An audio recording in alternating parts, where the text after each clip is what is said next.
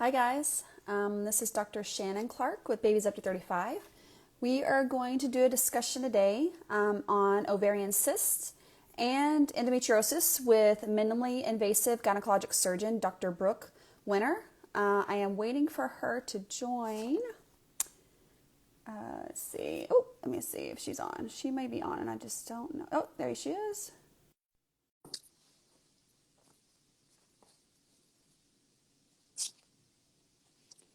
Hopefully she'll be joining soon. There, she's coming.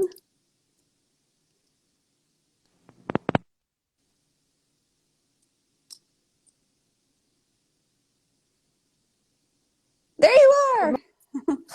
Hi. Morning. How are? I can't. Do you have headphones on Hello, or can you no? hear me? Okay, good. Okay.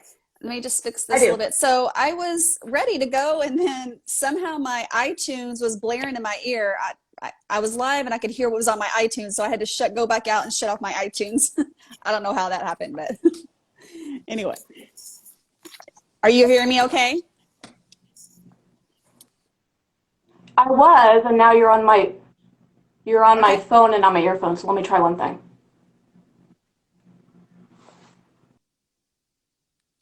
Uh-oh, we lost her. Let's see. We'll give her a little bit more time to jump on.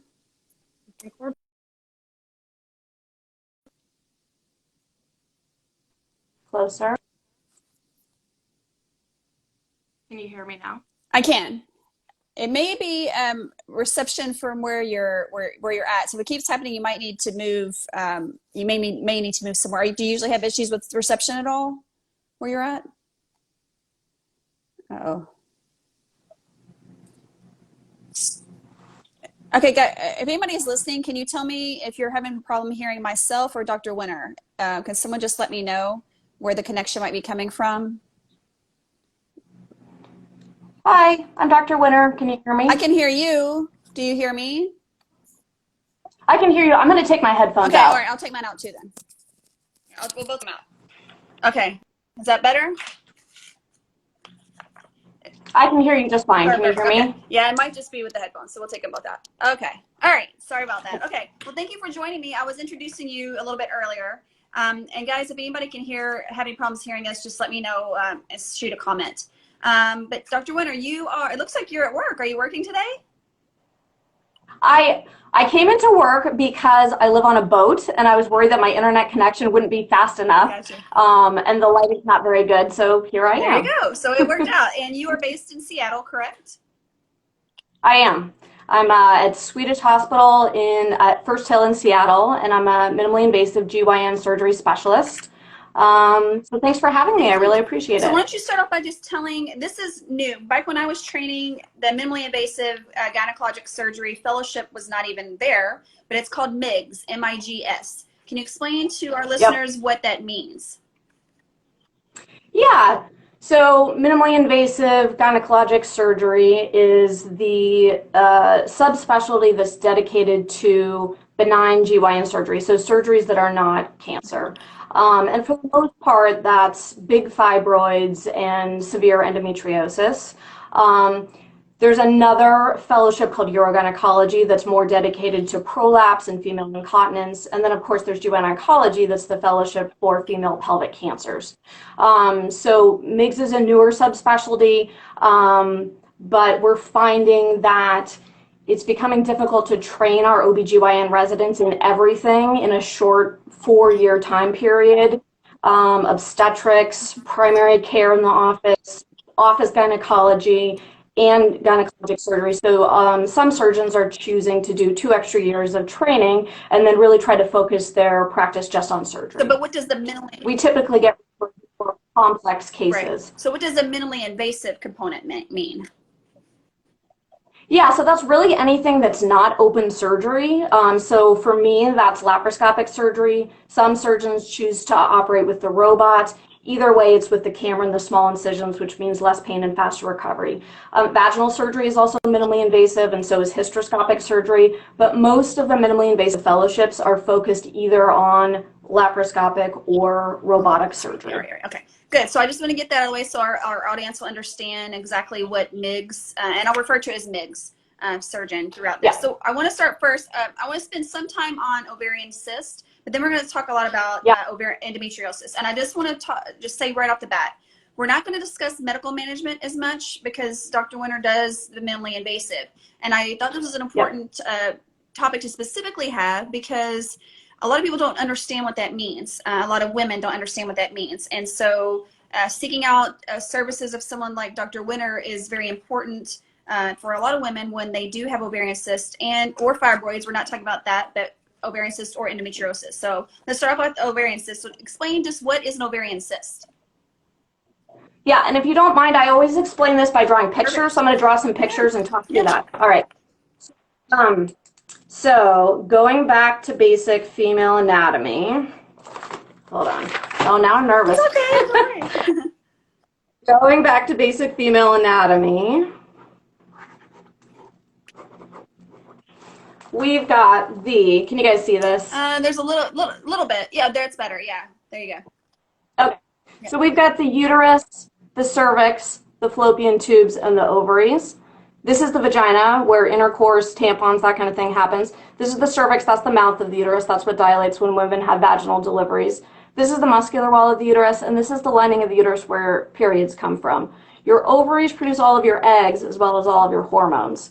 Every month when you have a cycle, eggs are living in little tiny cysts called follicles. And one egg matures, that cyst gets bigger and then ruptures. That's normal ovulation. The egg travels through the fallopian tube to the uterus, and then if you don't get pregnant, the lining of the uterus sloughs off, you bleed out the vagina, the whole cycle starts over again. So most cysts on the ovary are these normal cysts that come and go with ovulation. Now sometimes when this cyst ruptures, you can bleed a little bit into the cyst. The cyst can fill up with blood. That can cause pain. That's called a hemorrhagic ovarian cyst. Or sometimes you can actually bleed into your belly, and that can also cause pain. That's also called a hemorrhagic ovarian cyst. But these types of cysts just come and go every month with ovulation. It's clockwork once a month ovulation that gives you a clockwork once a month period. If your ovulation becomes unpredictable, your periods can become unpredictable, and that's sort of the topic of a different conversation. Now, some ovarian cysts are not these normal cysts that come and go with ovulation. So the most common types of ovarian cysts that stick around long term would be a dermoid cyst or a teratoma, which is an ovarian cyst filled with like fat and hair. And then an ovarian cyst adenoma or mucinous cyst adenoma, those can get very big. And then there's ovarian cysts filled with endometriosis. So it can be hard to tell the difference on ultrasound between these two different types of cysts. So a lot of times, if we can wait, we'll just follow up an ultrasound in 6 to 8 weeks. If it goes away, it was this type. If it sticks around, it's this type. The ovary is a very weird place. In any other spot in your body, if you had a lump or bump and we didn't know what it was, we'd take a biopsy. And if it was bad, we would take it out. And if it wasn't bad, we'd only take it out if it was bothering you. But the ovary is tricky. There's no way to biopsy it. So we're left guessing kind of how it looks on the ultrasound. And sometimes we also check some blood tests. The most common one would be a CA-125. That can be a marker for ovarian cancer. And that can kind of help us tease out preoperatively what we think it is.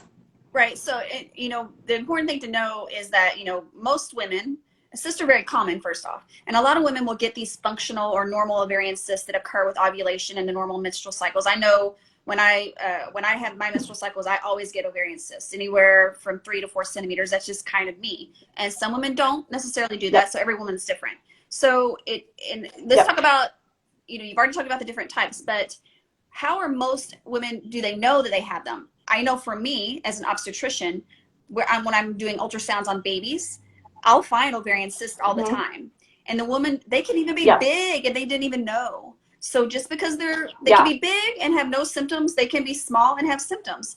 Every person's different. So I do diagnose a lot of ovarian cysts during pregnancy, during the ultrasound. What are some of the other ways that ovarian cysts are diagnosed? Well, they're most commonly diagnosed when a woman has pain and she comes in either to the OB/GYN office or to the emergency room. In the office, sometimes we can feel the ovaries are enlarged on exam, although it's honestly kind of hard to feel. If the cyst is soft, you can imagine we'd miss it. If the woman is carrying extra weight on her tummy, that makes it harder to feel it. So it's usually, we can suspect it on an exam, but it's diagnosed either on an ultrasound, a CT scan, or an MRI, some type of imaging study. Yeah, so a lot of times they're found incidentally, meaning she was getting an ultrasound for a pregnancy or getting a CT scan or MRI for something else, and they happened to find a cyst. There are certain things, and we don't have to go into all that, but I want women to know also, and you can chime in on this point too. Women hear that they have a cyst and they automatically think it's cancerous, precancerous. It's going to be affect my fertility. I'm going to lose my ovary. And that's not accurate. You know, there's a lot of things that we can do, or just because a cyst is there does not mean any of those things. So the key is doing the imaging and symptoms and knowing what it looks like, because there's certain things I know on ultrasound, that's where I see it the most, that are worrisome versus I say, you know, this is just a simple cyst and it'll probably go away. So there are things that we do as the physicians to determine if you're at a higher risk for having a more of an abnormal type cyst. But an overwhelming majority are normal cysts. So when you talk about like treatment of them, you know, you whether she has symptoms or not, I guess if someone has symptoms, the treatment's more urgent because you got to treat the symptoms. So how do you approach that? If you have, let's talk about first the person that has the ovarian cyst and she's having symptoms. Yeah, well, it's complicated because it kind of depends on which type of cyst you think it is. If it's a hemorrhagic ovarian, if you think it's a hemorrhagic ovarian cyst and it's going to go away on its own, you can just treat the pain with pain medication and follow that over time. If she's bleeding a large volume of blood into her belly, sometimes we actually have to go in there, even though it's technically a normal cyst that's going to go away on its own. She's in too much pain, she's losing too much blood, so we go in there, we stop the bleeding, we suck out the blood, but, you know, people feel a lot better. And if we think the cyst is not a normal cyst that's going to go away over time, for example, a dermoid cyst, like I mentioned, which is filled with fat and hair, that has a very different appearance on the ultrasound. When they think it's a dermoid on the ultrasound, they're almost always right. So then, if she's having symptoms, we can go in and take it out. And based on her age and the size of the cyst, we can either just take out the cyst or we can take out the whole ovary. The problem with just taking out the cyst is it increases the risk of the cyst rupturing. So if she's young and we're almost positive it's not cancer, that's totally fine, and that's preferable because we get to save her ovary. If she's older and we're pretty sure it's not cancer but not 100% sure, then, and she's, you know, getting closer to menopause or perimenopause, then we might err on the side of taking the whole ovary out. So it really depends on what we think the cyst is and how old the woman is. And what her desire for future fertility is. I mean, there are some women who've already finished, they may be younger, but they may have already finished their childbearing. And so, like you said, err on the side of caution is taking out the ovary. But I will say that if someone is of reproductive age, that conversation will be had ahead of time that, you know, if you're desiring future fertility, yes, we will try to preserve as much of the ovary as possible. But a lot of times you just don't know until you get in how much of the ovary is left. Yeah. Now, the other thing is whether or not she desires future fertility is only one reason to save the ovary. The other reason to save the ovary, even if she doesn't desire future fertility, say she's 35, 3 kids, had a tubal, I would still try to do a cystectomy because the ovaries produce your hormones do good things for your long term, like protect your heart health, your bone health, and your brain health. Now, just taking out one ovary should be fine. The other ovary will compensate. It's not like you would have half the hormones. The other ovary kind of takes over. But let's say down the road something happens to that ovary. And we do think that one ovary might slightly bump up the age of menopause. So even if she doesn't desire future fertility, if she's young, and I think the cyst is not cancer, I still try to do a cystectomy. Something I hear all the time is sometimes women are told the cyst is just too big and there's no normal ovarian tissue left, and so they have to have the ovary out for that reason. That's something you'll see on the ultrasound report a lot. It's important to understand that these cysts start from one cell.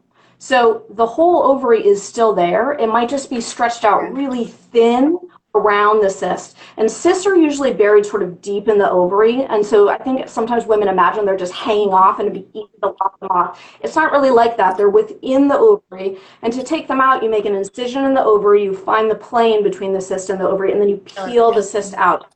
And even with like a 10 centimeter dermoid, when the ultrasound said no normal ovarian tissue left, it's still possible to save the ovary. It does require a degree of technical skill, but you know, that's one of the benefits of a minimally invasive surgery fellowship is that I can almost always save the ovary if that's indicated clinically. Right. And just like you know, it's always important to have that conversation And it's a good point that you base it, not only future fertility or desire for childbearing, but also on the age and how long she might have before she goes into menopause. Those women that are closer to menopause, or I would say we'd say probably after 40, if it's an issue, then you may not be as aggressive with trying to save the ovary. Yeah. That's a good rule of thumb. Yeah. Okay, so now the other thing that prompts an emergency surgery is something called an ovarian torsion. Yes. And if the cyst gets very large, it makes the ovary unstable, and the ovary's blood supply is sort of a thin blood vessel called the IP, or infundibulopelvic ligament. And if the ovary is big, it can actually twist on its blood supply and kick it off. And what happens first is the artery is stronger than the vein. So blood keeps flowing into the ovary, and the ovary swells even more. The vein is more fragile and it gets kinked, so the blood can't get out of the ovary. So it probably had a cyst to begin with, because that's why it was unstable and rolled, and then it swells and gets even bigger. That causes immediate excruciating pain, sometimes nausea and vomiting. It's like, not like, oh man, my side's kind of been hurting. It's like all of a sudden a light bulb went off. That's a surgical emergency that requires going in and untwisting the ovary, and sometimes just taking out the cyst, or sometimes taking out the whole ovary. It's more difficult to separate the cyst from the ovary when it's all swollen, but sometimes that's still possible. So yeah. So let's talk about, and this is the fun part. I remember when I was training, of course, I trained right when I did my residency right when laparoscopic was getting really popular, and I did not have the hand-eye coordination for it.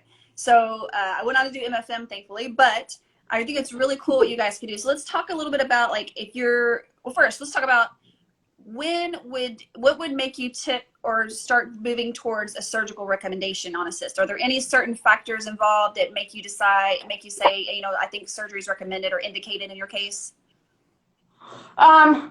So some of it has to do with pain, their level of pain, and some of it has to do with size. So if the cyst is bigger than like 6 or 7 centimeters, even if they're not having pain, at some point we recommend taking it out just to make sure we know, to find out for sure what it is, and because it's putting her at risk for torsion in the future.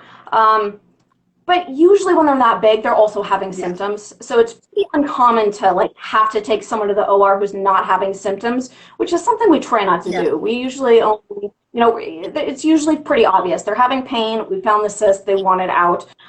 So that's usually how it goes. Let's talk a little about, so you decide to take this patient to the OR because she has pain and has an cyst there. So kind of walk me through, or walk the audience through, what does a minimally invasive or a MIGS surgeon do? How do they approach removal of that cyst? What is the procedure like? What should they expect? What's the recovery like?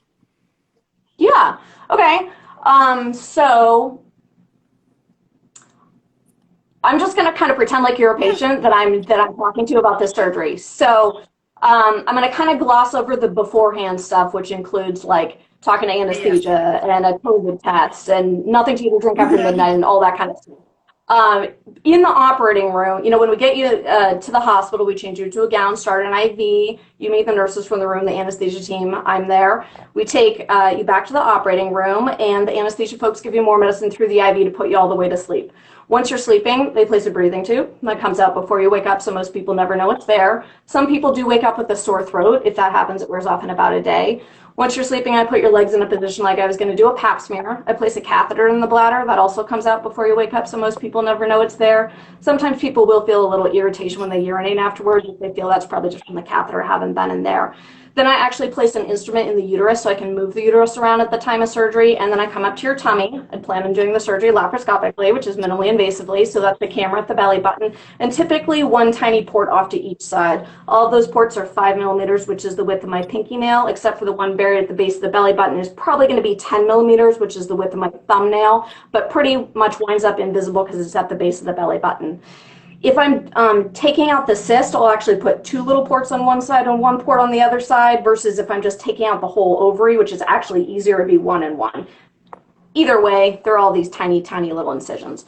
When I'm in there operating, I've got the camera at the belly button and sort of retractors and instruments off to the side, and I'm looking at the uterus, the fallopian tubes, the ovaries, the bladder, the rectum. Sometimes I look at the appendix up by the liver. I take a good look around at everything. I make sure it doesn't look like an ovarian cancer. If it did, I would one of my partners who specializes in cancer.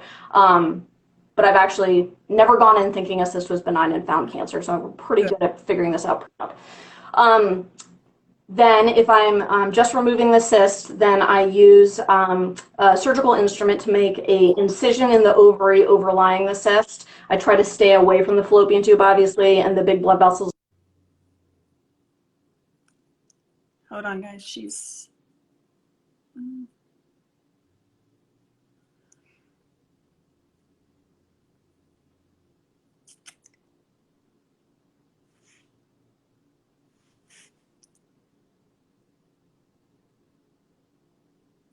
Hang tight, guys. I think she might have some poor reception, so let's hang tight. Hopefully she'll join us in just a second. Oh, we lost her. We'll wait for her to join. We'll wait for her to join back. Hang tight.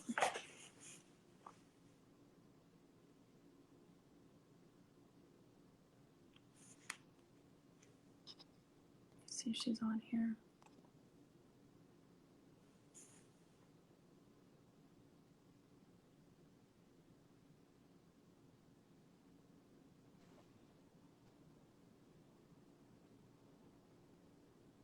It's okay. Are you there?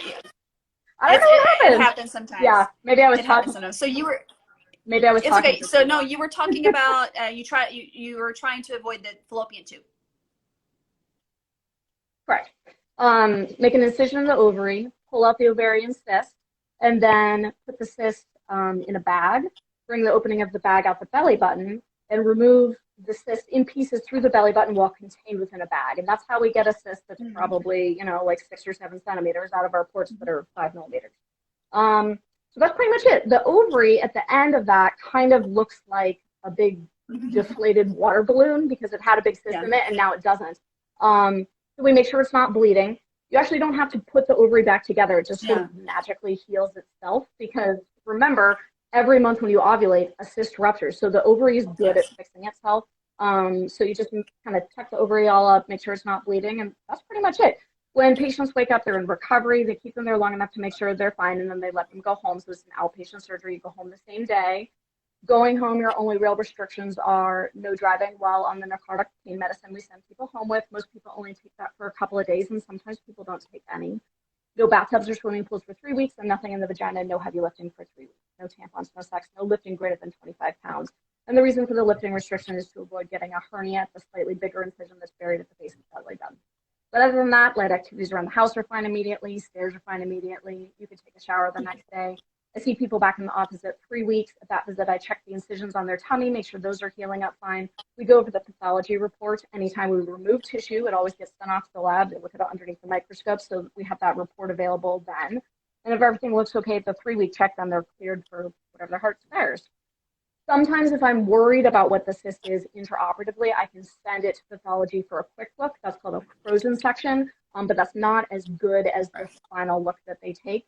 And like I said, most of the time I'm not getting in there and wondering if it's cancer. We've gotten pretty good at predicting preoperatively if it's benign or not. So usually I'm just sending it for the frozen section and we're waiting for the final pathology. Well, how long do you usually recommend? So how long do you usually recommend them be off of work if they're working? Yeah, it really depends on what your job is. So when, back before COVID, when we were driving to the office, I would tell people if you have a desk job, probably 2 to 3 weeks. Although if you're off the narcotic pain medicine, you feel up to it, and your job doesn't involve heavy lifting, I would let you go back really as soon as you feel up to it. But for most people, that's a couple of weeks just after they're kind of sore and tired. Now with so many people working from home, honestly, it's more like a couple of days to a week, really just as soon as you're off the narcotics. Now, if your job involves heavy lifting, obviously you've got that 3-week restriction. Gotcha. Okay, we're going to take a break and just answer some questions about cysts, and then we'll jump over to endometriosis. So one of the questions is the size of the cyst or the complexity, which one of those is more alarming? Is one more alarming than the other, the size or the complexity of the cyst? Yeah. Can you still hear me? So complexity, the things, solid components, septations lesions within the cyst. Those are sort of the things that are scary that look like it might be cancer on an ultrasound. That's what makes me scared. If you've got a big 10 centimeter simple cyst, not worried, especially if you're young. So the characteristics on the ultrasound are more worrisome than the size. Now the size, you know, definitely causes pain, pressure, bloating, increases the risk of torsion, but it doesn't so much make me worried that it's cancer. In fact, the very biggest ovarian cysts typically tend to be mucinous cystadenomas. Those can get like 20, 30 centimeters huge. And those are usually benign. And then the next question was, I don't think we talked about this specifically. Let's just list some of the symptoms of an ovarian cyst. What are some of the symptoms a woman might be experiencing if she has one? Pelvic pain, pressure, bloating. Sometimes urinary frequency if the cyst is big enough that it's pressing on the bladder. But those are the main ones. Let's see. We already talked about recovery. Can we take eggs or pieces of ovary if it is not salvageable and freeze it to be used later? So no, we can't take eggs. You can't just remove an egg. What about potentially taking pieces of the ovarian tissue to freeze for later use? Theoretically, yes, but in practice, most people are not doing that except for rare cancer situations. Oncofertility people can do that. So yeah, there's really, we work closely with our reproductive endocrinology and infertility specialists, and sometimes we'll do egg freezing before surgery, and that works better than trying to actually harvest the tissue at the time of surgery. And then lastly, let's address one last question. How effective is birth control at reducing the occurrence of cysts?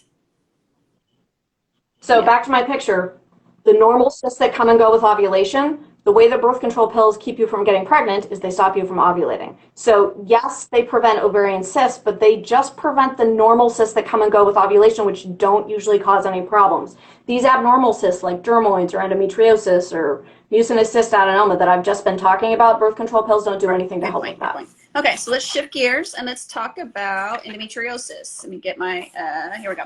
So just briefly, what is endometriosis? Yeah, so back to my picture. So endometriosis is when cells that are supposed to be in the lining of the uterus are outside the uterus. And we don't know how they get there. There's lots of different theories. But the problem is that every month when the lining of the uterus sloughs off and you bleed out the vagina, the endometriosis cells are bleeding too. But they're in the wrong space to come out the vagina. They're trapped in your belly. Blood in your belly causes pain, and over time it can cause scarring and things to be stuck together and kind of pulled and tugged in an unnatural way. Sometimes endometriosis will live in a cyst on the ovary called an endometrioma, which is an ovarian cyst filled with endometriosis. That will show up on an ultrasound. Small little spots like this won't. Right. So it can be like, what are the most common areas where you might find endometriosis in the female pelvis? Yeah, so endometriosis likes to live on the ovary in these pockets called endometriomas. It also likes to live on the ligaments that connect the cervix to the side of the pelvis. These are called the uterosacral ligaments, which are located at the top of the vagina, and also the rectum runs right behind the uterus and the cervix. So the most common symptoms of endometriosis are painful periods, pain with intercourse, worse with deeper penetration, because see, it's right there, and also pain with bowel movements because the rectum is also right there.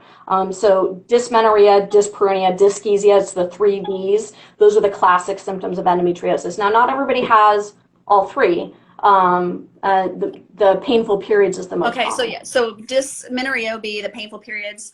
The other two, we'll use the layman's terms. Dyschezia would be pain with defecation or pain with having a bowel movement. What was the last one you said? Dyspareunia, pain with intercourse. Pain with intercourse are some of the more common symptoms of having endometriosis. So what is it? There's two things that you touched on, the problem with scarring and also the problem with inflammation. Those are the two main ways, and there's different theories out there. We won't have to go into all those about why endometriosis occurs, but it's mainly around the inflammation and the scarring that causes the problems with, especially with fertility. So how does the inflammation and the scarring affect a woman's fertility when she has endometriosis? Yeah, so The most common way is if the scarring is severe enough that it actually blocks the fallopian tubes. Or sometimes it blocks the fallopian tubes and then they fill up with fluid and so they become swollen. That's called a hydrosalpinx. In either case, the fallopian tube is not functional. It's not able to transport the eggs to the uterus, and so that can cause trouble getting pregnant. Sometimes, even if the fallopian tube looks normal and the endometriosis does not visually appear to be affecting the fallopian tube, there's just something about the inflammation that endometriosis causes that can still make it difficult. Yeah, and the inflammation can affect either damage the sperm and or the egg, or it just doesn't allow them to ever meet. So that's the main theories about how the inflammation can affect your chances of conceiving. But as Dr. Winner said, the scarring also, the main way would be with the scarring of the fallopian tube, because the egg is picked up by the fallopian tube and travels through the fallopian tube into the uterus, and that's how the pregnancy occurs. So if you can't get to the fallopian tube because of scarring, that's where you can have some problems with infertility. And just one of the stats I had here is almost 40% of women with infertility do have endometriosis, which is quite a bit. But the one point I wanted to talk about is there's really no correlation, and correct me if I'm wrong, with the severity of endometriosis and the problems with conceiving, right? So someone, or pain. So you can have someone that has really bad endometriosis and really doesn't have pain, or has really bad endometriosis and can get pregnant, and then someone that doesn't have what we consider bad endometriosis and has a lot of pain or has problems conceiving. Is that accurate? Yeah, so endometriosis is graded on a 1 through 4 severity scale, which is staged surgically. So how bad does it look at the time of surgery? But unfortunately, that staging system doesn't correlate to how much pain a woman's having. So they could have stage 1 and have terrible pain. They could have stage 4 and not have bad pain, but that's less common. And it also doesn't correspond to the degree of infertility. So yeah. The only way to know for sure if someone has endometriosis is to look in surgically. We would do that laparoscopically now. And if I see something that looks like endometriosis, actually remove that tissue, send it off to the lab. They look at underneath the microscope. That's the gold standard for diagnosing endometriosis. But not every woman who we think might have endometriosis has to have surgery. So if someone's having pain and it sounds like endometriosis, I always, of course, take a full health history, do a pelvic exam. When you do a pelvic exam for endometriosis, a pelvic exam includes placing a speculum in the vagina, opening up, looking at the cervix. That's more to look for infections and do a pap smear. Where we're feeling for endometriosis is the second part. So 2 fingers in the vagina, 1 hand on your tummy. Most people are just sort of feeling the size and shape of the uterus and the ovaries when they do that. But when I'm doing an exam for endometriosis, I'm also feeling specifically behind the cervix, in the space between the cervix and the rectum. And then I'm also feeling along these ligaments to see if I feel any bumpiness or nodularity there. That can suggest endometriosis. And then also if the ovaries and the uterus move freely like they should, or if they feel like they're sort of all stuck together. So those are the things we feel for. And then I would also check an ultrasound. If the ultrasound is normal, that doesn't mean you don't have endometriosis. It just means you don't have a big pocket of endometriosis or an endometrioma that we can see. So in those women, we can try to treat endometriosis hormonally. Most of those are hormonal type birth control methods. And the theory there is if we can use birth control to stop your period, if you're not bleeding out the vagina every month, you're not bleeding in your belly every month, and that can help with the pain from endometriosis. So you can use birth control pills taken away to skip your periods, birth control patch, flexible vaginal birth control ring. The medicated IUD or intrauterine device also basically makes people's periods go away, and so can be used to treat endometriosis as well. And then sometimes the Depo-Provera shot, although that's the only birth control method we know for sure can cause a lot of weight gain, so I don't like it for that reason. And then there's the more non-birth control hormonal methods. The classic one would be Lupron, which is a shot that temporarily puts women into menopause.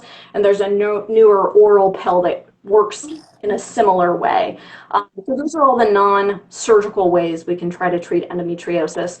But if the medication management doesn't work to control the pain, or if it works to control the pain but women are having too many hormonal side effects from the medications, then surgery is always an option after that. And at the time of surgery, it's both diagnostic and therapeutic. So number one, we're confirming whether or not you do have endometriosis. And number two, we can treat the endometriosis while we're in there. And surgical treatment of endometriosis has been shown to be effective for pain relief and also improves fertility. So one of the things that you were talking about as far as women don't always have to have, like you said, the laparoscope to confirm. There are things that you elicit from their history, elicit from their symptoms, elicit from their pelvic exam that would give you a good enough idea that yes, endometriosis is likely here or likely a factor. And then you could try the medical management. At what point would you determine, you know what, I need to take a look with a scope? Yeah.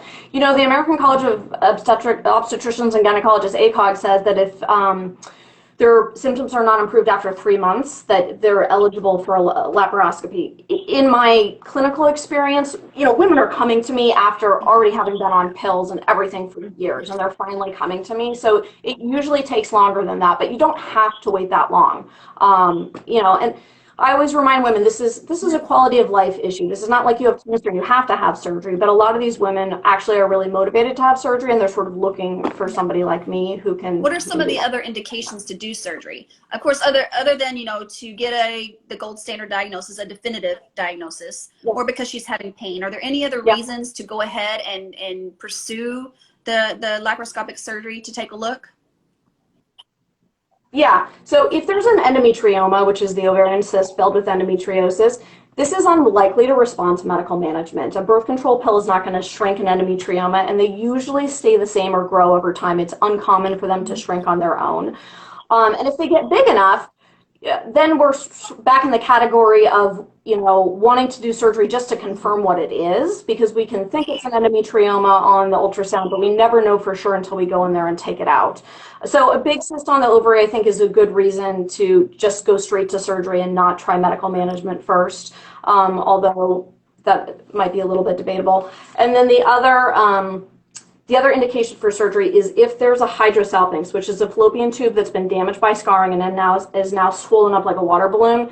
That can cause pain, and it can also decrease fertility and also decrease the effectiveness of IVF. So a lot of these patients are actually being referred to me by their REI, or reproductive endocrinology infertility specialist, and they're sort of getting them prepared for IVF, and they want to do everything possible, because IVF is a long journey and it's expensive. They want to do everything possible to set themselves up for success. And we know that removing a hydrosalpinx and maybe an endometrioma helps improve the success rate of IVF. But even if women are not going through IVF, a lot of times we're doing these surgeries anyway just because they're having pain, and also because cleaning all this up actually would increase your natural fertility. So you could try for a period of time, maybe 3 to 6 months on your own before going back to the infertility specialist. So you mentioned clean it up. Tell the listeners here, what does that mean? You know, okay, we talk about an endometrioma. The endometrioma is the endometriosis that forms the cyst on the ovary. We've already talked about how Dr. Winner would adjust that. So what about the other aspects of endometriosis? If you go in and you see the endometriosis implants, what do you do? Yeah. What do you do? Right. So there's two surgical techniques for treating endometriosis. One is called fulguration. That's where you're sort of burning the endometriosis implant. And then the other surgical technique is excision, which is actually completely removing the lesion. For stage 1 and stage 2 endometriosis, both, when we study this, both appear to be similarly effective. For stage 3 and 4 endometriosis, when the endometriosis is typically, you know, in a big cyst on the ovary and deeply invaded into other structures, it just doesn't make any sense to burn it superficially. So we know in those cases excising it is better. And surgeons who do a lot of surgery for endometriosis, like myself, tend to always excise no matter what, because you get a couple of benefits. Number one, you actually get a tissue specimen to remove and send off to the lab to confirm the diagnosis. And number two, we can be sure we're not just singeing the tip of the iceberg, right? We're not just fulgurating the front of the lesion and maybe it goes deeper. We don't know if we get the whole thing. So if we excise it, we know we get the whole thing. And then number three, there's a lot of fibrosis and scarring around endometriosis. And if you surgically excise the lesion and all that fibrosis, then you help restore the natural sort of stretchiness of the material in the pelvis. And that can really be helpful with pain with intercourse. And so we think it's more effective for relieving pain, although it's a little hard to prove that in So does doing the fulguration or the excision, does that cure endometriosis? If I went in and I had all this done and I had endometriosis, am I going to be cured? No. So unfortunately, endometriosis is a chronic condition, and even if I go in there and I take it all out, it's honestly likely to come back. So the best strategy we have against endometriosis is to go in there, take out all the visible disease, and then go on something hormonally afterwards to suppress it, whether that's continuous birth control pills, an IUD, etc.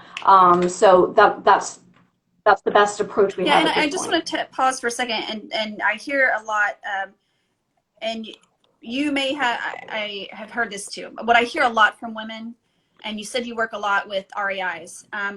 Women, I've heard at a very young age, have been diagnosed either with the laparoscopic or just on the other ways that we diagnose endometriosis, and they've been told you will never be able to conceive naturally.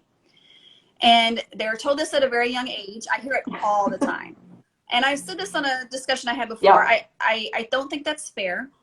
It may be true for some women, but I don't think it's fair to ever tell someone in their teens and early 20s that has a diagnosis of endometriosis is going to mean you're never going to be able to have children.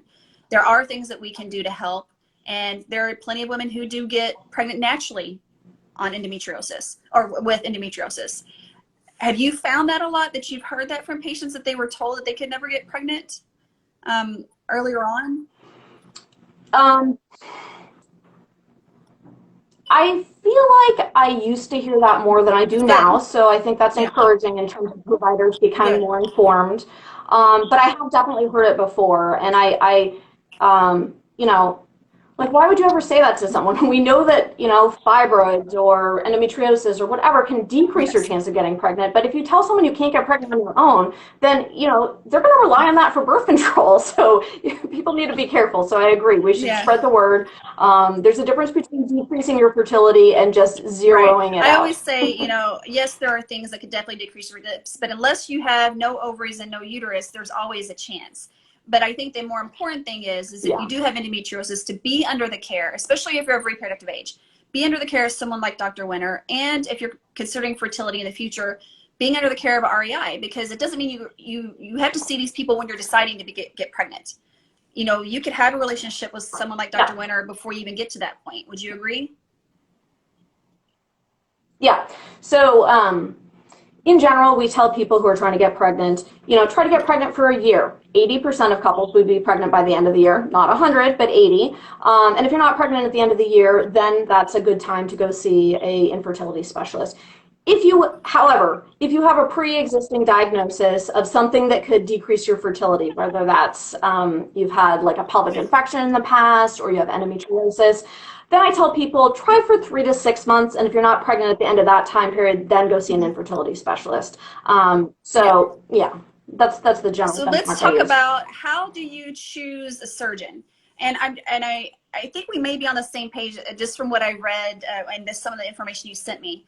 And I talk about this every chance I get. General OBGYNs are wonderful. They're very, very much needed, but they also do a lot regarding women's health and women's care. Correct. And if you have a condition, a fertility issue, something like endometriosis, you know, there are specialists that's what they do all day, every day.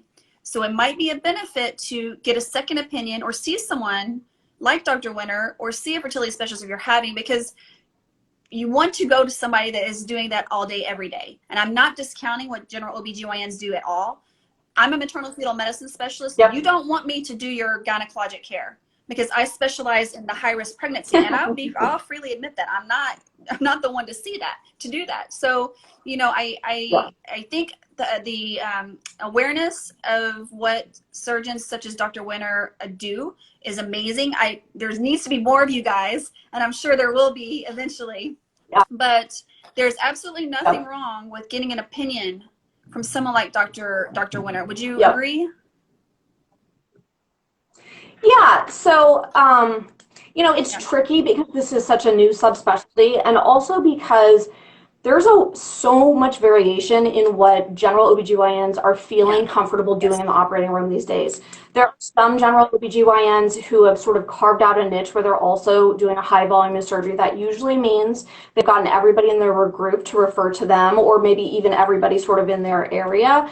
But if you don't have that referral base like that, it is very hard to do any sort of minimum volume of surgery if you are also taking care of pregnant women, delivering babies, doing routine care in the office.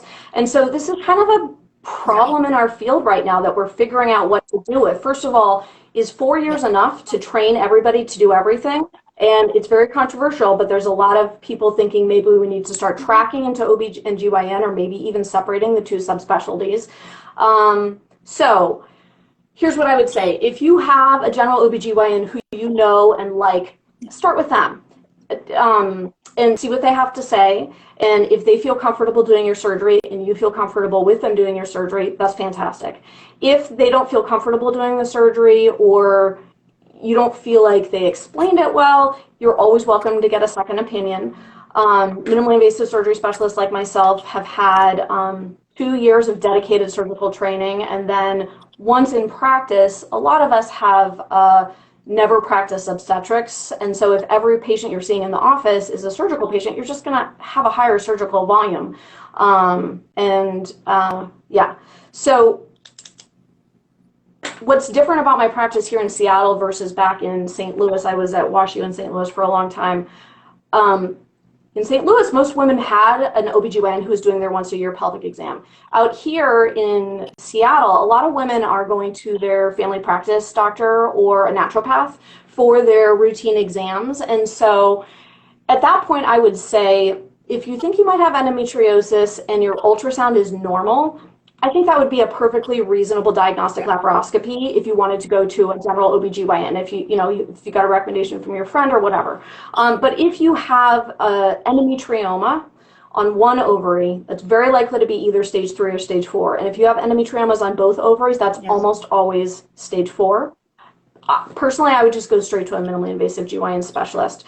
And a lot of women, even if they don't have that, are like, well, why would I not go to a minimally invasive specialist if I don't already have a relationship with a general OB/GYN? So there's a lot of different ways you could go, and it kind of depends on if you have an established relationship with somebody. That's a good summary. And just we're going to go through some questions next because we have about 10 minutes left. But just so everyone will know, it's called MIGS, minimally invasive gynecologic surgeon. So that's what you would Google in your area. But you could get a list in that and wherever you live, or in your zip code, or in surrounding areas, but also talk to people. You might have friends or friends of friends, or you may have a healthcare provider, your PCP or your OB/GYN that specifically has a relationship with the MIGS surgeon nearby that they recommend. Yep. So we kind of, as physicians, we always know we have working relationships with people in other specialties, and we will always have an opinion on, oh, well, I really prefer this doc for this and this doc for that. So that's a good place to get a name for somebody like Dr. Winner. And if you're in Seattle, of course, you know where to go. There she is. Okay, so let's go through and answer some questions. Okay.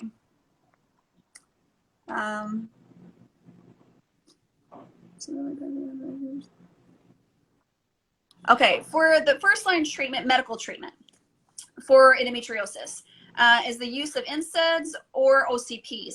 I'm going to see if I know that. I would say it would be a combination of both. Yeah, why not both? I don't think you have to choose either one. The NSAIDs are going to help with the inflammation. OCPs are going to help with, continuous OCPs to where we don't have the menstrual cycles anymore. So, or decrease the menstrual cycle. So, do you generally find that gynecologists do that together, NSAIDs and OCPs together? Most women are already taking over-the-counter Advil or Aleve. I mean, most people know to do that already. I remind people that Advil or Aleve taken occasionally just works as a pain reliever, but if you take it on a schedule around the clock, it will start to kick in and act as a anti-inflammatory, which makes it even more effective for pain relief. But if women are in pain every day, that's a lot of Advil or Aleve, and that can be hard on your stomach. So, if your pain is only with your periods and we use birth control pills to stop your periods, you shouldn't need it. You shouldn't have any pain, and you shouldn't need the Advil or the Aleve. If you're having daily pain despite being on birth control, you should probably, think about a laparoscopy. The next question would be, can inflammation from endometriosis fluctuate during your cycle? Yes. So when you're menstruating, the endometrial cells are bleeding, just like the lining of the uterus is sloughing off and bleeding. And so that's why women with endometriosis have more pain right before and at the beginning of their period. Next question would be, go ahead. Sorry to interrupt, but once it's progressed and things are scarred and stuck together, the scarring is there all month. So it tends to start with just painful periods, and then as it progresses, it progresses to persistent pain.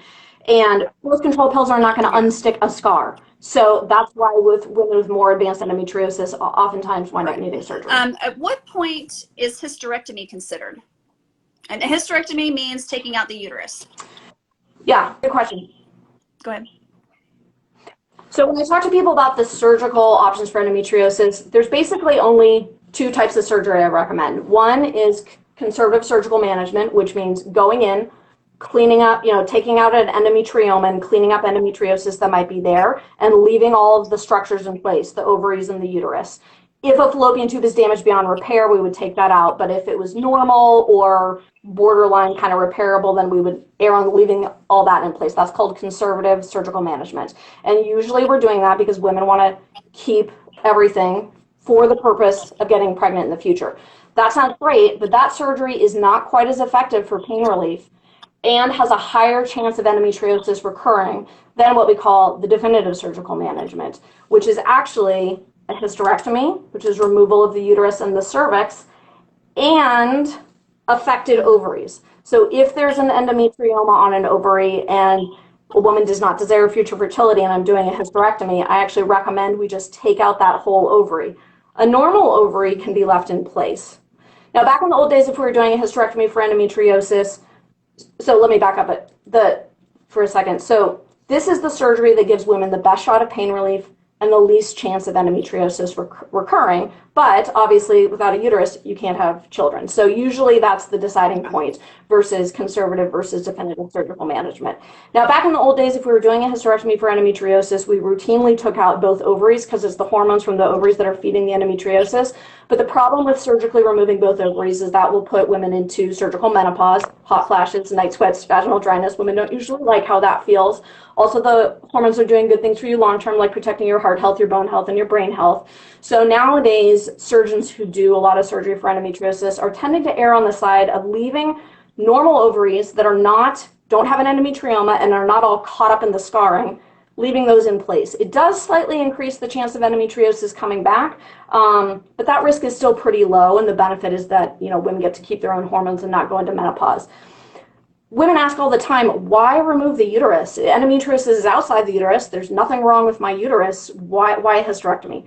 So when women have an endometrioma or just spots of endometriosis, it tends to be down low near the cervix and the rectum.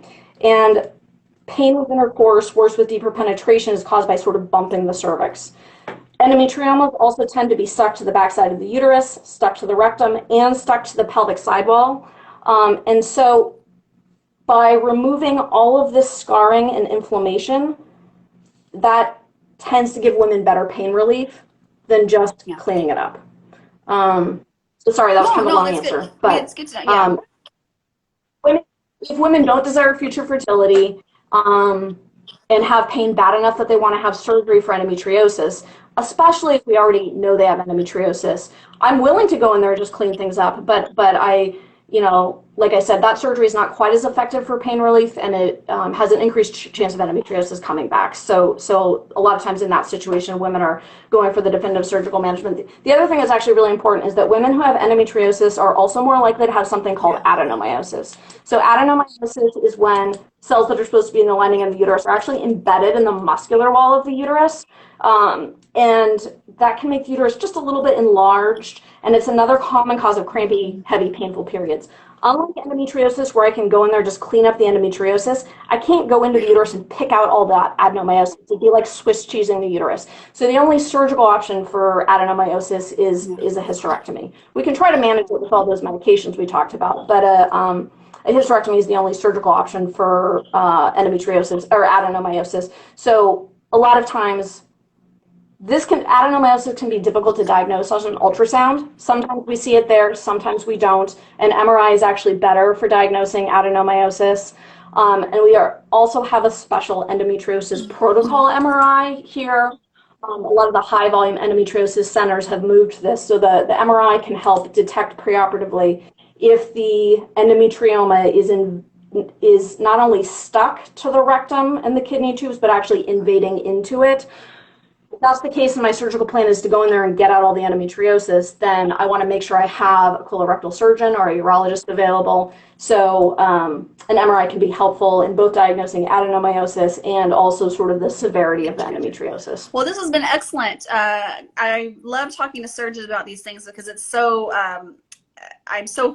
everything I do is open. Obviously, I do all cesarean sections and CHIST and stuff, but I think it's really cool what you guys do and how technical it is. And I love the fact that it helps women to have a better recovery time. So I really applaud that. Yeah. I love that we have the MIGS fellowship now. I think it's amazing.